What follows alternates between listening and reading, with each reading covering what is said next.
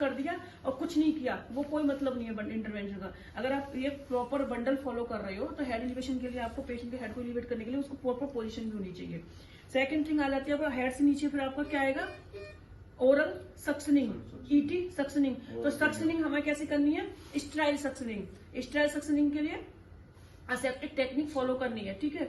ये एक मैं पर्टिकुलर अलग से क्लास ले लूंगी कि सिंगल हैंड हम स्ट्राइल सक्शनिंग कैसे कर सकते हैं, ठीक है। इसके लिए हमें क्या करना है, सक्शनिंग करनी है।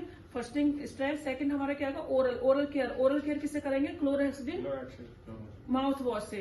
कैसे, अगर वेंटी पेशेंट है तो हम क्या करेंगे, क्या हम क्लोरेक्स को मुंह में नहीं डालना है, क्या करना है, उसका रेशो लिखा आता है 10:1 का रेशो के हिसाब से डाइल्यूट करके स्टिटल फॉर्सेप से एकदम ड्राई करके कॉटन गॉज पीस को फिर मुंह से साफ करना है। ऐसा नहीं मुंह में नहीं डालना है वेंटी पेशेंट को, ठीक है।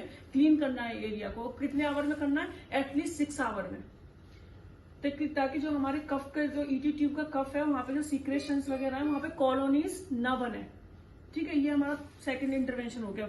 Weaning protocol. वीनिंग प्रोटोकॉल क्या होता है कि जब पेशेंट का हमारा FiO2 है, अगर मान लो मोड है PRVC मोड पे, फिर CPAP मोड पे लेंगे, फिर उसकी FiO2 रिड्यूस करेंगे, मतलब 100% से कम पे कर रहे हैं, पेशेंट की रिक्वायरमेंट स्टार्ट हो रही है, तो हमारा वीनिंग प्रोटोकॉल करते हैं, ठीक है। फोर्थ वन हमारा क्या रहेगा, सिडेशन वैकेशन। सिडेशन वैकेशन क्या होता है, जब पेशेंट वेंटिलेटर पे है तो सिडेशन वैकेशन क्या करते हैं, सिडेशन को होल्ड कर देते हैं। उसके बेनिफिट क्या है होल्ड करने से, फर्स्ट पेशेंट का हमें एक्सट्यूबेशन का टाइम मिल जाता है कि पेशेंट को एक्सट्यूबेशन करना है या नहीं करना, वो हमें पता चल जाएगा, ठीक है। First thing. Second thing, patient की हमें GCS वगैरह पता चल जाती है। लेकिन सिडेशन मतलब वैकेशन करने का कॉन्ट्रा इंडिकेशन क्या है, सेल्फ एक्सट्यूबेशन होने का डर रहता है, ठीक है। तो सेल्फ एक्सट्यूबेशन होने की टेंडेंसी ज्यादा होती है, first thing. Second thing, patient की ब्रीथिंग डिफिकल्टी प्रॉब्लम ज्यादा होती है, उसको ब्रीथिंग में प्रॉब्लम होती है, ठीक है। तो जब भी आप सिडेशन वैकेशन कर रहे हो, पेशेंट को हमेशा रेस्ट्रेंट करके रखो, फिजिकल रेस्ट्रेंट करके, ताकि वो सेल्फ एक्सट्यूबेशन करके ट्रॉमा ना करे, ठीक है। First thing. सेकंड थिंग, उसके प्रॉपर रेस्पिरेशन पर ध्यान दो। अगर आपको लग रहा है कि पेशेंट टैकीपेनिक हो रहा है, सेम टाइम आप डॉक्टर को इन्फॉर्म करके सिडेशन स्टार्ट कर दो, समझ में आ गया। फिर फोर्थ वन हमारा हो गया सिडेशन वैकेशन के बाद में क्या होगा हमारा एक्सेस। प्यूडी प्रोफाइल एक्सेस क्या होते हैं, पेप्टिक अल्सर प्रोफाइल एक्सेस। उसमें हम लोग क्या करते हैं, प्रोटोन पंप नहीं, DVT अलग है, प्रोटोन पंप इनिवेटर हम देते हैं पेशेंट को। उसमें आता है एंटासिड में हमारा सुक्रालफेट और पेंटॉप इंजेक्शन, ठीक है, पेंटोप्राजोल। लेकिन ये जो हमारा पॉइंट है PUD प्रोफाइल एक्सेस, ये पहली वाली गाइडलाइन में था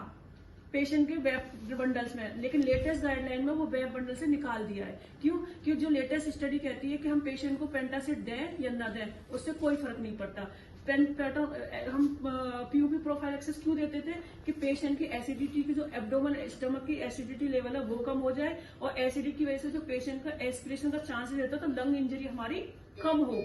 पता है ना, सब हम देने का रीजन क्या होता था, लेकिन जब स्टडी हुई तो उन्होंने बोला कि हम दें या न दें उससे कोई फर्क नहीं पड़ता। हमारा आजकल की लेटेस्ट गाइडलाइन में as soon as possible patient को फीड स्टार्ट करो।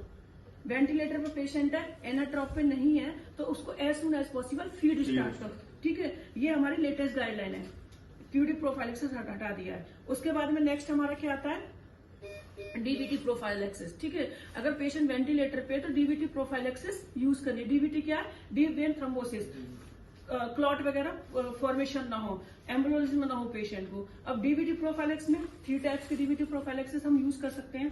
फर्स्ट फिजिकल में क्या आ जाएगा हमारा, टैड स्टॉकिंग, ठीक है। टैड स्टॉकिंग साथ ही थाइस तक के लिए वो हम यूज कर सकते हैं।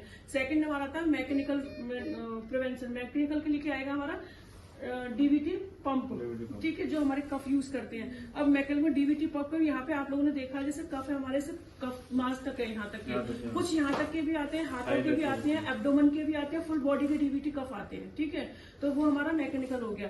थर्ड पॉइंट आता है केमिकल प्रिवेंशन। केमिकल में क्या आता है, हमारे जितने भी ब्लड थिनर इंजेक्शन लगते हैं, जैसे क्लेक्सिन हो गया, फोल्डारेस्ट हो गया, हेपेरिन हो गया, वो सब क्या है हमारे DVT प्रोफाइल एक्सेस है, ठीक है। ये हमारे, और जो मेन इंपॉर्टेंट थिंग होती है पेशेंट के वेंटिलेटर वो होती है हैंड हाइजीन।